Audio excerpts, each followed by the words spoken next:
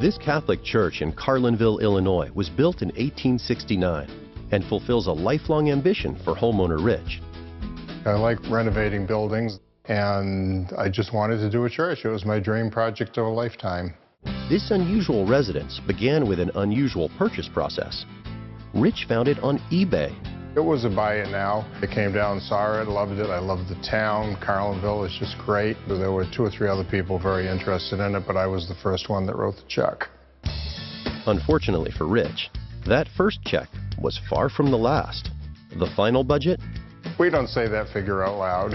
The biggest surprise was it needed a new roof right away, but it also needed 2 more furnaces in addition to the one it had, a fresh paint job, and a lot more.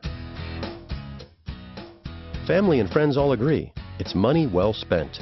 They think it's beautiful. They think it's just awesome. They think it's amazing to accomplish such a feat. Yeah, everybody really loves it. They also thought I was totally nuts, but I thought that too. I've always liked unique and different things all my life since I was a kid. If something was out of the ordinary, I liked it. The place is chock full of found treasures. I was also in the antique business for a dozen years, and so I tended to buy and sell a lot of different things. Flea markets, road trips, yard sales. I just come across stuff all over. Repurpose it.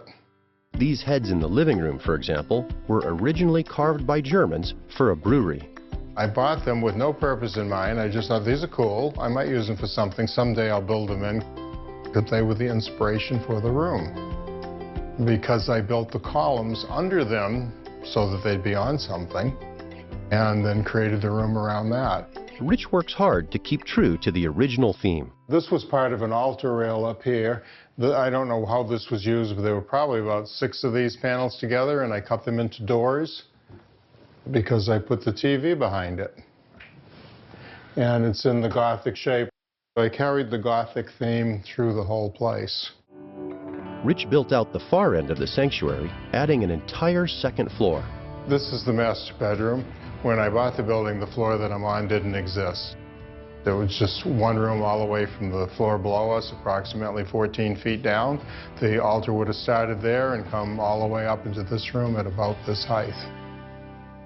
The catbird seat is the balcony just off the master.